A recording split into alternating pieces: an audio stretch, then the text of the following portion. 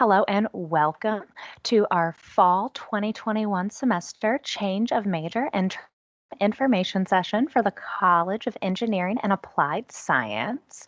We designed this session for students who plan to apply to a CEAS major in an upcoming semester.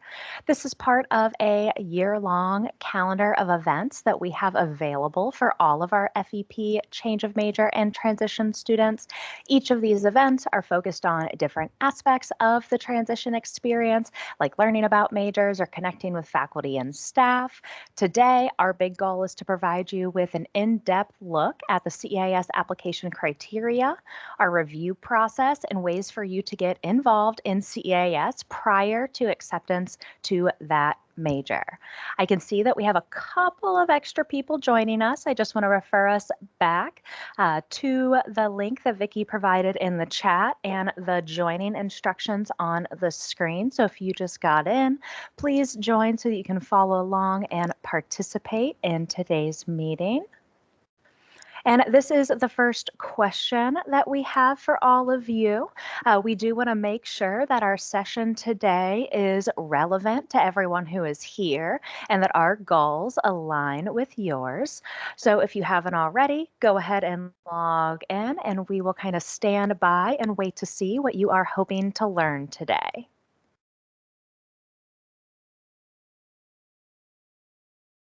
How to make a smooth transition. I love that. Actually, on the way in this morning, I was thinking we have this team, you'll hear about them in a second, called the CEAS Transition Team. And I was thinking that we should have an internal name called the Smooth Transitions Team. I was thinking we could come up with a theme song that sounds like Smooth Criminal. So yes, we will talk about how to make a smooth transition, how to transfer into CEAS from a different college at UC. You got it. You are in the right place. How that application process really works. We're going to give you a really step-by-step look at that here today. We would also love for you to get involved in extracurriculars. We're going to talk about some of the extracurriculars that are available for our students that you all should start getting engaged with now and where you can find information about those heading out of today's event. Okay, cool. Thank you for those of you who have signed in and have been participating. This allows us to really make sure that what we're doing is relevant and exactly what you want to hear. And I think we're gonna do a good job today. So let's get into this. My name is Corinne Cook. My pronouns are she, her. I am an assistant director of advising in the College of Engineering and Applied Science. I advise students in FEP, that's the first year engineering program, and I also will work with any transition student. So any student who at UC who wants to be an engineer. And then I'll hand it over to you. Hi, I am Vicki Kowalczyk. I also advise FEP students, but I also advise BCEE, which stands for Biomedical, Chemical, and Environmental Engineering students. So I get to work with a lot of different students, and it's a lot of fun. My pronouns are she, her as well.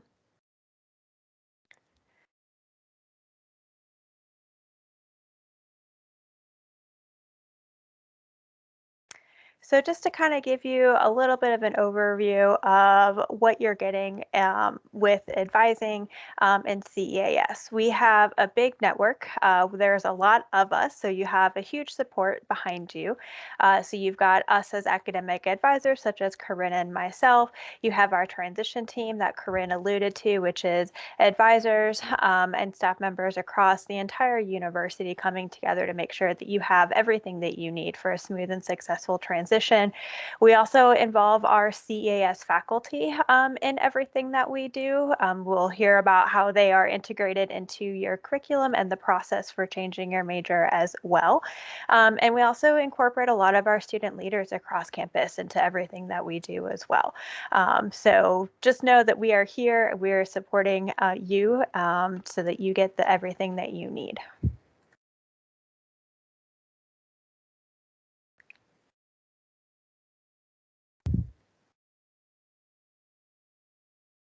So to kind of go over what we're going to be chatting through today, so we'll kind of start with an overview of what CEAS is. We'll go into applicant types, so we'll definitely let you know and be able to talk through that component, their criteria. One of the most important questions that you all have is, what do I need in order to get in?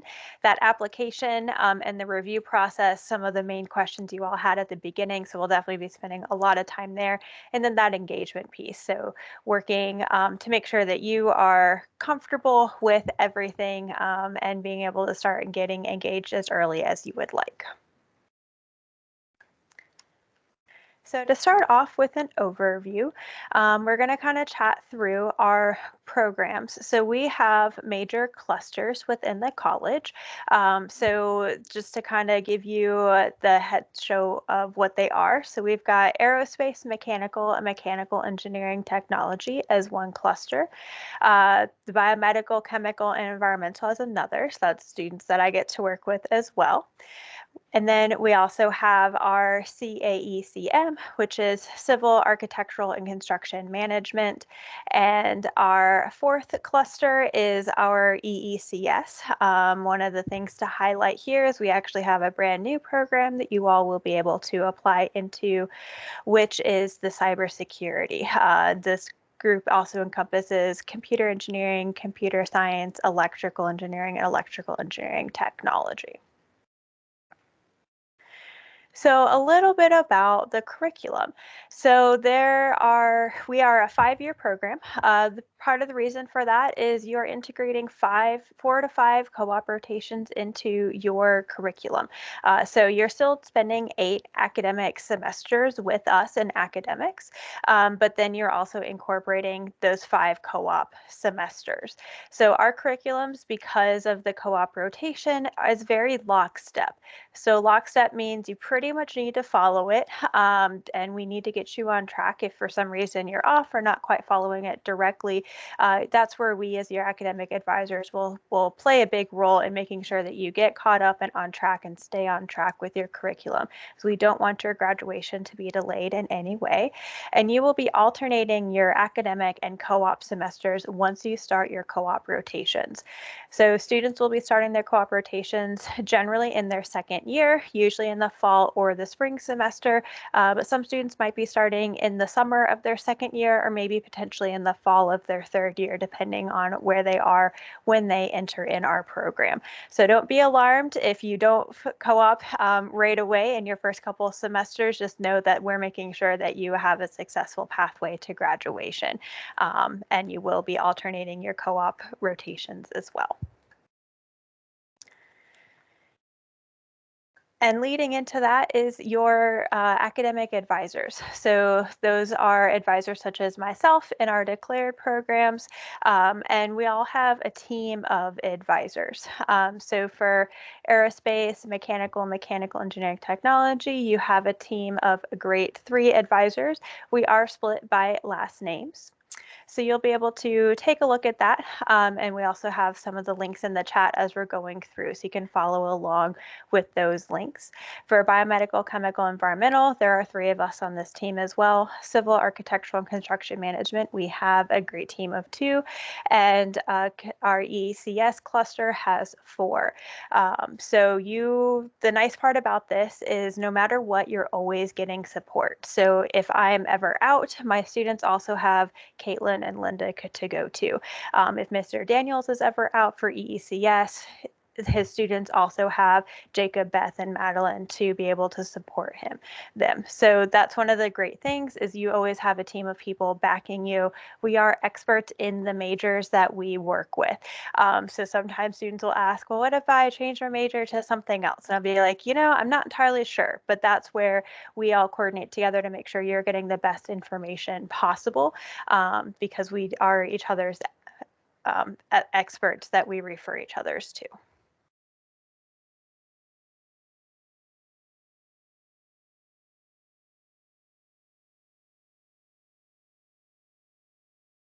I'm going to jump in with just a little extra information about co-op. I know a lot of our students have a general idea of what co-op is, and Vicki did mention that you will begin co-oping once you are accepted to your future CEAS major and you are on track with the curriculum. Something we really want to take away is just the true value of co-op and why we really think it is worth it. CEAS has the oldest co-op program in the country, and we also have the #4 co-op program in the country. It means we know what we are doing, and we have been doing it for a very, very long time. This is great because you're going to get an opportunity to explore different industries in your selected discipline. So if you are a chemical engineer, you might look into pharmaceuticals or plastics or cosmetic science, and you might want to do co-ops in those different areas to figure out what's best. And that's a really nice benefit to the program. You get experience with that interview process. You're going to do probably more interviews than most people in your life before you even graduate, just because you're going to have the opportunity to do it for each of these co-op rotations. You can see the average hourly wage that our students make. This is part of the reason why we think that 5-year timeline, the alternating co-op semesters, are really, really worth it, is because during the semesters you are working. On average, our CAS students will bring home, by the time they graduate, upwards of $57,000. So this can really offset the cost of tuition and allow you as a student to graduate with less debt, have 1.5 years of experience on your resume, and really kind of understand how industry and business work together so that you know what you're getting into when you start applying for those full-time positions. Some of the links that we do have available to share with you are our top co-op employers by program. So if you would like to see the top 10 co-op sites for aerospace engineers or mechanical engineers, we do have those available for you. There's also a great video from our dean talking about the value of co-op for students in CEAS. And of course, if you want to dig a little bit more into that pay information, we have all this available for you on our Canvas community, and Vicki will be dropping the links in as we go. Okay, now we're going to pivot a little bit and talk about the various applicant types in the College of Engineering and Applied Science. We have 3 different applicant types in this meeting today, and it is really, really important that each of you know which type of applicant you are. As you'll see as we move through our presentation today, each of these different applicant types have different criteria and different points of contact in CEAS, even though you all might participate in events like these together. So we're just going to take an opportunity to get everyone on the same page regarding these definitions. Okay, so what are these applicant types? First up, we have change of major students, COM. So these are students who are switching between CEAS majors. That means I was already admitted from high school or from another major at UC into an engineering program like aerospace, and I want to switch over to another one like electrical. That would make me a change of major student. Next, we have a subset of change of major students. These are students in the first year engineering program, FEP. You should know who you are. FEP is a big part of your student experience. Vicki and I are your assigned advisors, and you are a group of students who entered FEP from high school. You're going to apply to a CEAS major in your first year, and you're going to have a unique set of criteria that you will follow as well. Our next group of students are transition or our change of college students. So this is any other UC student who is planning to apply to one of the programs in the College of Engineering and Applied Science. So this also includes our students at Claremont and Blue Ash. We adore you.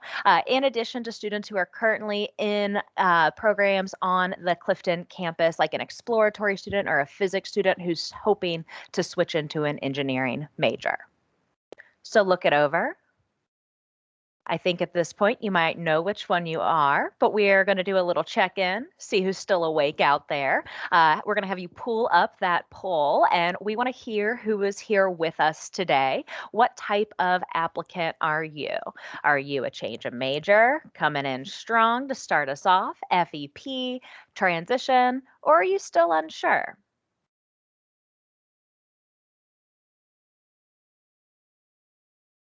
Okay, pretty good distribution today. Love to see it. Okay, great. Thank you. This kind of helps us know who the audience is, what kind of more questions you might ask towards the end. So we appreciate knowing who's here. And the good news is hopefully it seems like everybody knows which type they are. So that is what matters most. Okay, now that we have established your applicant type, let's go in and see what criteria is required for your top choice major based on that applicant type. So as we mentioned before, we do have different criteria for different applicants. So we have two sets of criteria for those three different applicant types that we mentioned. The first set of criteria, what you see over here on the left, that criteria will apply to change of major and transition students. Those students have the exact same set of criteria. The next group are, again, those students in FEP, the first year engineering program. They're going to have a separate website that Vicky's putting in the chat box where they will find the specific criteria to transition into a major. Some things that are similar are the components we're going to discuss on the next slides and the timelines. So let's go ahead and take a quick look at those. Okay, so even the numerical GPAs are going to be a little bit different when we start diving into the different majors and the different criteria types. They all follow the same pattern. So those kind of like overarching criteria in general, what do you need to get into a program in the College of Engineering and Applied Science? That's what we're going to talk about now. So anytime you're looking at the criteria page for your top choice major, you should be looking for 4, maybe 3 items. The first is the required math class. Every major is going to have a minimum math course that is required for admission, and it's either going to be pre-calc or calculus 1, depending on the major you're applying to. There's also going to be a required science credit. That's not true for all majors. Again, you'll want to look for your top choice major. Construction management does not require a science course, for example, but most programs are going to be looking for either a chemistry or a physics credit that is required for their program. Now that we have the required courses out of the way, the other two things are GPAs that we're going to look at. The first thing we'll look at is an overall UC GPA. This is just what it sounds like. It's your GPA and Catalyst. It's a cumulative average of all the courses that you have completed during your time at the University of Cincinnati. And then we have a math science GPA. Again, not all majors have this component either. Construction management and electrical engineering technology do not require a math and science GPA. And then we're going to spend some dedicated time talking about what is required in the math and science GPA for the programs that do need it. One other component of the criteria to note is specifically for those of you who are in that transition or change of college group. We require you all to have 24 UC credit hours in order to be accepted to a CEAS program. So generally, even if you have transfer credit, this means spending 2, maybe 3 semesters in order to meet the minimum credit hour requirement to transition into the College of Engineering and Applied Science. So again, if you are one of our transition or change of college applicants here today, just keep in mind that that requirement is applicable to you as well. Diving in to take a closer look. I did originally have all 14 GPAs up here, but it was very, very small. So I just wanted to put kind of a small preview of them side by side. So you can see those 4 components I mentioned here in action: the required math, required science, overall UC GPA, and a math science GPA. Just by comparison, looking at the change of major and transition criteria compared to the FEP criteria, across the board, the FEP criteria are 0.1 GPA points lower. That's one of the benefits of direct admission to that program.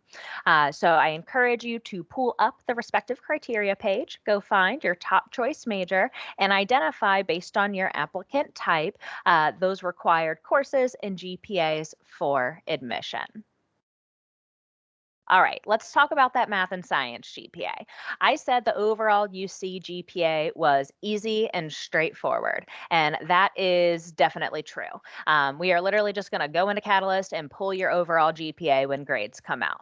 The math and science, though, is really a much more intentional, focused look at your performance in the math and science courses that are required to the major to which you are applying.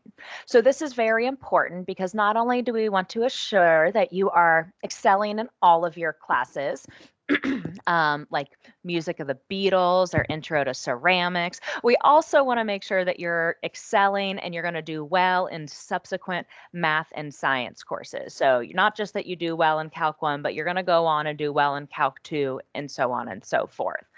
So what's tricky about the math and science GPA is it is only going to include courses that are listed in the curriculum for that particular major. We use this phrase called named and numbered. Basically, if a class is listed on the major map, it is calculated as part of the math and science GPA. We do include a full list on the website that Vicki included in the chat if you would like to see specifically which classes would be counted for the major to which you're applying. And essentially, we are determining these based on what is considered a math or science class by our accrediting body, ABET. These are the folks who say UC is allowed to give UC engineering degrees. They actually determine what's a math and science class, and those are the designations we use for this GPA requirement. One other thing that can be tricky about this is it will include any transfer and test credit. So unlike that overall UC GPA, the math and science GPA might look at transfer classes that you took as a CCP student or perhaps over a summer semester while you were not attending UC. If you happen to repeat a course, good news, we're not going to average your attempts. We're always going to take the best attempt. So if I took Calculus 1 as a CCP student in high school and I got a D, and then I retook it at UC and I got an A, we would automatically consider that A as part of the math and science GPA calculation.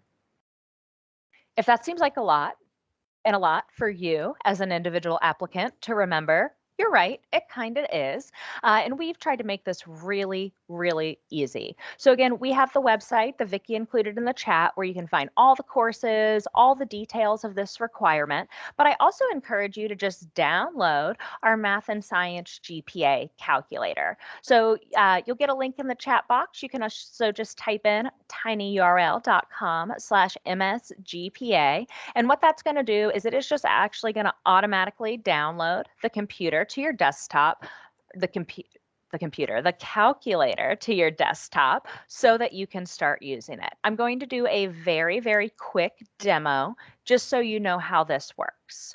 So the calculator is designed to make it very easy for you just to plug in classes that you've taken, and it's going to figure out if they're required for which major and all of that on its own. So if we click here on our course options, the only courses that we're going to see listed are courses that could possibly appear on that list of requirements. So I'm going to go ahead and really quickly type some in just to give us an example. We'll put like high up math class in there. Okay. Be dramatic, obviously. Most people's grades don't look like this, but I just kind of want you to see how the calculator works for us. So I could go through and type in the classes I've completed, the grades that I've earned, hit this update GPA calculations button. And what you can see is it's automatically going to calculate those different GPAs for every major. So you can see who has a really high GPA in here. Some of the higher ones are like aerospace, because you can see it's not counting that F in there for the chem lab or linear algebra, whereas some of the other ones are lower because they're including both of those calculations. So this is where you start to see some of those differences appear based on what's required. If you are a little confused by the calculator, you think you might have a particularly complicated calculation, you can actually just reach out to us and we would be willing to set that up for you so that you're able just to go and plug and play on your own to see how you need to do in your current semester courses. Okay, now that you are all pros on the math and science GPA and everything else about the criteria, I just want to give you some like high level information, some general stuff that I think it's important for students to know about the criteria and just our process for establishing them. So, the first thing I want you to know is that our faculty are the ones who set the criteria. So, that means that the faculty in the Department of Biomedical Engineering have sat down, consulted, and determined the GPAs that are needed for a student to be successful in that program. And they're considering a lot of different factors. We pulled GPA to see what GPA students have when they're graduating from the program. We're trying to see how competitive does a student need to be in order to get a co-op position. So we're considering a lot of things to really make sure that those GPAs make sense based on the particular program you want to go to and kind of the culture, environment, and expectations of that program as it stands right now. We also update the criteria yearly. So you can rest assured if you are applying for admission in 2022, so spring 22, summer 22, or fall 22, the criteria will be the same. But then each year we come back together, we look at that data again, and we update the criteria for the following year to make sure that they continue to stay relevant. So again, the next three application rounds is all the same, but if you are going to be part of this party for a while, know that they could change down the line as well. And finally, I've alluded to this, the criteria are in place to ensure your success. Do I want every 2-4 student to have the chance to become an engineer? Absolutely. If you knew me, you would actually know that that's something I believe deeply in. But we want to make sure that you're going to pass the classes. We don't want students to spend extra time and money in engineering if we are not confident that they can perform well down the line and go on to earn this degree. We want you to get co ops and make a lot of money and get good co ops, not just the ones that are left or research. We've got amazing paid research positions that are available, but we really want to make sure you're able to get the value from your degree and graduate from the College of Engineering and Applied Science. So when you look at those, just remember that they are us trying to take good care of you as applicants and make sure that you can be successful in CEAS. All right, Vicki, I think we are back over to you. So the next component that is something that was on all of our minds is the application process. So when should you and when can you submit your application? So basically, as soon as you know that you meet the minimum criteria, you should be submitting your application when you know what major you want. If you're between a couple, we'll kind of talk through that as well. But if you know that you are a change of major student and you were admitted to chemical, but your heart really lies in construction management, let's get you in place for construction management and have you apply for the spring semester right away. By December 3rd. If you aren't really sure or you know that you don't have your 24 credit hours yet, for those of you outside of our college currently, you'd be applying for summer admission ideally. So you'd be applying by the end of the spring semester for April 22nd. And for those of you that maybe need just a little bit more time, and the summer is also a semester that you need to make sure that you're making the right decision for you, maybe retaking a class or two to meet those GPA components, then you're going to be applying for fall, and August 5th is the deadline for that. We do try to have a quick turnaround for you all. So we try to get you your decision and information pretty quickly after final grades are posted. So we don't have exact dates just because sometimes grades aren't in on time. And so we have a lot of things to juggle there. But we do try our best to get you a turnaround as quickly as possible once we have those all of your grades in for that semester. So we will be checking it out at the end of the semester. So don't be alarmed when you apply and you don't hear a whole lot. So some of you might be wondering, but like, should I go ahead and apply? Yes. As soon as you know that you are ready to declare a major, something that you're not already, definitely go ahead and apply. Even if you're like, but I'm applying for summer, but I know I won't be taking classes over the summer, that's not a problem. Go ahead and apply. Your declared advisor really wants to work with you to make sure that you are on track and you know exactly what you're taking and ready to go when the fall semester comes around. And if you are kind of juggling between a couple of different majors, you've got a lot of opportunities still this semester to kind of figure out what maybe would make the most sense for you. So we'll talk about some of those ways to get engaged and help you decide which major of the 2 or 3 you might be balancing that you should be applying for as soon as you meet the criteria. So the next steps are, how do you actually apply? It's a really quick, simple online application. You take 2 to 3 minutes. It's pretty much just a bunch of information about you and then what majors you want. And you definitely want to make sure that you rank your majors in order. You can have up to 3, but just keep in mind that we will be reviewing your application based on what you have indicated for the first, second, and third choices. So don't put them in like an alphabetical order or like, I think maybe I want this. It's really more of, I know for sure that I want aerospace, but I would also be happy if I got admitted to mechanical. But if I didn't get admitted to either of those 2, I'm not really sure I want anything else. Don't put a third choice. So what we do is we start with your highest ranking major, and if you get in, awesome, you're in. If you don't get in, we'll review you for your next major option. So basically, don't put in a major that you wouldn't be happy in if you got accepted to it.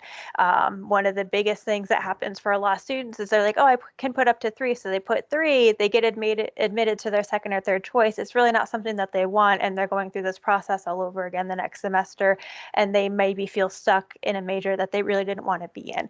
So definitely think through and double check that the majors you are putting on your application are the ones that you would actually want to graduate with given the opportunity. And then the next component, after you apply, you're going to get an email that's going to request that you complete the applicant scan. It'll come from our central advising email, which is there for you. And we also have a sample email of what that will look like. So definitely make sure you're checking your email regularly after you have submitted your application. And basically, this is we want to know a little bit more about you, a little bit more about who you are as a person. It's not just about your GPAs, but what you're doing and why you are interested in the major you're interested in. You don't have to rush and necessarily do this right away. As long as you have it in by the deadline for the fall semester, it will be December 3rd. For spring admission, you don't have to rush and do it right now. So if you're still kind of deciding and maybe you're getting involved in some student groups in these next few weeks and talking to some upperclassmen, awesome. Wait until you have all the information that you want to put on there before you fully submit your applicant scan. And then the last one of the next components is, what if I might not get there? Totally fine. You should still apply. The reason for that is our faculty have a really great process in place for students who maybe fall just below that GPA criteria, because they recognize that it's a tough criteria, but we also have amazing students that maybe don't have amazing semesters, and that's okay. You're not always going to be a rock star. I wasn't always a rock star either, so just keep that in mind, that we do care, and that's why we're looking at it. And this is where that applicant scan really comes into play, because the more information you have in there, the more information our faculty will be able to review about you and be able to make a more holistic decision about who you are as a person, to review you for your choice of major. Yes, so you definitely want to make sure that you apply even if you're not quite there. Okay. Gosh, Vicki, that was beautiful. Really good explanation of that process.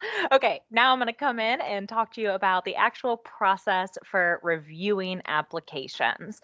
So we're going to just take a whole timeline. We're going to go on a journey together of what you should expect before, during, and after you submit that application. So the way you initiate this process is by what Vicki just talked about, by that first step. You go online, you submit the 2 to 3 minute application, and what that does is that puts you in our system. We know that you are applying for spring 2022 admission, and we will send you that follow-up email with instructions to complete your CEAS applicant scan. And those are the only two actions that are required from you prior to us making a decision. So once you submit that CAS applicant scan, you are in a holding pattern. So like Vicki mentioned, grades will come out and then we are going to work as quickly as we can. Normally grades will come out on Wednesday at 5 p.m. and we will try to issue decisions within 48 hours or at least communicate to applicants if we think it will take longer than that. So you're going to be spending a whole lot of time waiting for these next steps to go very, very fast. So what will happen next after grades come out? Remember, usually within 48 hours, your official decision will come from CEAS Advise. So hopefully you will get that email that is like, hello, Vicki, congratulations. You've been officially accepted to biomedical engineering. Once you get that decision, we do need you to confirm your acceptance. We're not going to change your major in the system unless we know this is really, really what you want us to do. So we will send you the form with instructions to confirm. And around that same time, your new CEAS advisor will be reaching out to you to finalize your schedule. So some of you, we're going to have some planning sessions in November to talk about this more, but some of you might be waiting to enroll in some of the specific courses that are required for the major to which you're applying. And this is usually that moment for accepted students where their new advisor will give them the permission or the steps needed to actually add those courses to their next semester schedule. The other thing that happens at this point in time that I know a lot of students are looking forward to is getting that official confirmation, the clarification about your timeline to co-op and graduation, and getting connected with your co-op advisor. So again, all of these pieces typically start to fall into place very soon after you're accepted and you've been connected with your CEAS advisor. And then you just get to go. You get to go be great and begin in your new major. And then you will have that massive team of people still here to support you all the way to graduation. So again, when will you receive a decision? So for the majority of applicants, those of you who are currently enrolled in classes, we are going to aim to communicate to you within 2 business days after grades are due. So again, currently enrolled, you are just hanging out with us until about mid-December. About 2 months minus 2 days from now is when you're hoping to get a decision from us. If you're not enrolled in any classes, like if you were a student who is enrolled in the summer semester and maybe you're not enrolled in the fall, but you want to restart in the spring, we should be able to pick up that you are not currently enrolled in classes and hopefully process your application immediately so you can at least start a conversation with your advisor. Similarly, if you are a student who's currently on co-op in a current CAS major or even another major, like if you're a DAP student who's currently on co-op, since your GPA is not going to change, we would also be able to issue you a decision pretty quickly. So again, for a handful of applicants, they might be able to get something sooner if they don't have any in progress grades. But for the majority of you, you'll be waiting until after grades are due. All right, so now you know everything you need. You've submitted your application, you are building relationships, and now you want to think about like, how can I really deepen my investment, my knowledge, strengthen my resume so that when I do start looking for my first co-op, when I dive into my major specific courses, I have a network and a community of people to lean on so that I can do my absolute best here. So the very first, most easy way for you to get involved and stay involved is to join our Change a Major and Transition Canvas community if you are not already a member. The Canvas is visible to anybody, whether or not you are a member, but if you want to be able to access the discussion boards, the announcements, over on that page, you will hit the link on the right to make sure that you join. Once you join, you can explore all of the modules that we do have available. Modules about co-op, learning about different majors, exploration resources, the application process. We send out monthly bulletins. So those are announcements with upcoming events, important deadlines, and just tips and tricks we want you to know for the application process. We've got a full list of CEAS student organizations and tips for getting involved in a student organization as part of your way to choose your major and deepen your connections in the program before you're accepted. And then if you want a chance to talk to some of our current students, this entire semester, we do have discussion boards available. So you can click on that discussion board link, find your major, and start talking immediately and asking questions to a current student in that program. We also have more events going on in the fall semester, and we will have a full lineup of events for you in the spring semester as well, if you're still going to be applying at that time. We've already had a couple of events so far. We recently had our Engineer Your Major conference, No Fear. We've got some of the older videos available if you still want to see those. But I do want to point your attention to what we have left for this academic semester. We've already talked a little bit about the discussion boards, but I do want to make sure you're aware that tomorrow, Wednesday at 2:30 to 3:30, we're going to be having our first ever student panel. This is with students who are former FEP, change of major, and transition students and now are in their dream major, just living their best CEAS lives. And they are very excited to tell you about their application experiences and what they've been up to since being accepted. So I really, really hope you can come be a part of that. And then all throughout the month of November, each of our clusters, those like 4 groups of majors that Vicki explained earlier, each of those groups are going to offer a planning session. So you can learn more about the courses that are required for that major, some of the classes that you might be able to take in the upcoming semesters, and if there's anything you might want to do over the summer or looking ahead to set yourself up well for co-op. So again, those will be in early November. We are gathering dates and times, and we will put those on our website. Make sure that you come back to that change of major and transition events page, find the planning session for your top choice major and plan to attend. We would love to have you there. If you love the events, you're coming to all of them, and you still want to talk to somebody one-on-one, we can definitely make that happen for you. You might even just want to talk to somebody at the beginning, maybe before you dive into the events. We are here for you at any stage of the process. Who you talk to, again, kind of depends on your applicant type. For our change of major students, we think it makes sense for you to just reach out to that future CEAS advisor by Alpha Split that Vicki talked through earlier. FEP students, we've got you covered. You can reach out to us, we'll work with you, and if it's appropriate, we can always connect you with that future advisor as well. And then transition students, I am your person. You can find me in my Bearcat network and schedule an appointment with me one-on-one anytime, and I will be here with you every step of the way until you're assigned to Vicki or one of our other major specific advisors and you don't need me anymore. And if you really, really want some of that dedicated, personalized advising from your future advisor, something I want to make sure you know is that is a big part of the events that we host for you all in the spring semester. So I can assure you there's going to be more opportunities to talk one-on-one about your individual specific plans with your future advisor later on. Okay, we are doing great on time. We are through the bulk of the content that we want to share with you today. All we have left is an open Q&A, so a chance for you all to ask Vicki and I all the questions that we have not yet answered. Before we do that, though, I would love to ask for your feedback. This is a very quick, Microsoft told me it would take you 5 minutes to complete this brief survey to tell us what you thought of today's info session so we know that we are doing a good job and delivering all of the information you need. It is completely anonymous, so don't be shy. We really care what you think.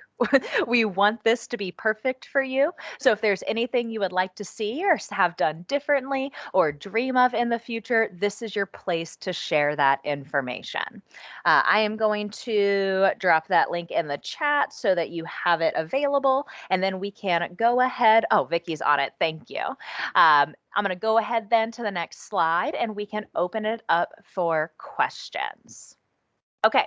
I'm going to start with this top one. If I'm switching from a different college, arts and sciences, would I meet with an academic advisor from CEAS next semester? So if you are currently in a different college, arts and sciences, and you're still going to be in arts and sciences next semester, your primary advisor is your arts and sciences advisor. So going back to like that graphic that Vicki showed earlier, we talked about our transition team. We actually have arts and sciences advisors on our transition team to make sure that we know that they know everything they need for you to have a positive experience. So that's like the first part of my answer is like you can keep going to your person because we work really hard to make sure that like your advisor knows we're there for them too. However, in addition to that like assigned layer of support, we are here for you. So the first stop for a transition student is me. And then I can always refer students off to departmental advisors if it's like complex, you have deep questions about co-op. But I am always, I like to consider myself a big, giant, warm hug for transition students. And I will meet with any transition student anytime if you would like to speak directly with a CEAS advisor about your experience. If we are currently taking our last required class for a major, should we go ahead and fill out the application? Vicki, do you want this one? Sure. Yeah. So if you are meeting the criteria and you've taken all the classes, at least the minimum request classes that you need to change your major, go ahead and fill out the application. The sooner you get that done, the sooner you get your decision, and the sooner you can continue moving forward in that major that you want to be in. Especially since we know that a lot of our programs, once you get into the second and third year courses, you need to be in that major in order to take them. So you want to make sure that as soon as you meet your criteria, GPA, the minimum required courses, you're applying. If you are taking all of your classes this semester because you have a lot of AP credit and you don't have those 24 UC credit hours, however, that is something that you will want to work with your current advisor or maybe reach out to Corinne as well. And we will see what we can do to make sure that you will still be maintaining the best trajectory towards graduation as possible and see what we can do to try to get you into some of those major specific classes that you might be ready for. No guarantees, but we will do our best to try to accommodate that component for those of you who maybe just have a lot of incoming credit and need that next step. That was awesome. And Thank you. Yeah. I along hope these you lines, oh, sorry. you're good. I just wanted to also toss out there that if you fill out the application and as you're exploring and continuing doing these events, talking to people, getting involved with upperclassmen students, maybe you're starting to rethink things after you attended engineer major last week, and but maybe you've already applied. Oh no, totally fine. Go ahead, fill out the application again for your new top rank majors, and we'll take your latest submission as the application that you for sure want to move forward. So no big deal on that at all. If you have already submitted and you're like, no, wait, JK, I changed my mind. We got you. Just fill the form out again and we'll get those updated for you. Perfect. Thank you so much. Okay, that's the last question that we've had submitted. If someone else puts one in while I am giving closing remarks, it should pop up for us. If you have a burning question, but for some reason you can't put it in the Slido, you could also drop it in the chat box. We don't want to leave anybody hanging. We will, as I mentioned before, be sending a follow-up email after today. I'll include a link to the presentation slides if you want to come back, look at the content, click the links. I'll also have a link to that survey so you can provide some feedback if you haven't already to tell us what you thought. And I just want to reiterate that we are very, very excited for you to be accepted to your top choice major and happy to be a part of your journey and very excited to answer this question that just popped up. Okay, I don't have enough UC credits to transition to CEAS. Should I continue to take classes for an engineering major so I can stay on track? Yes, definitely. And I'm going to put a tiny little asterisk on it that I'm going to come back to in a second.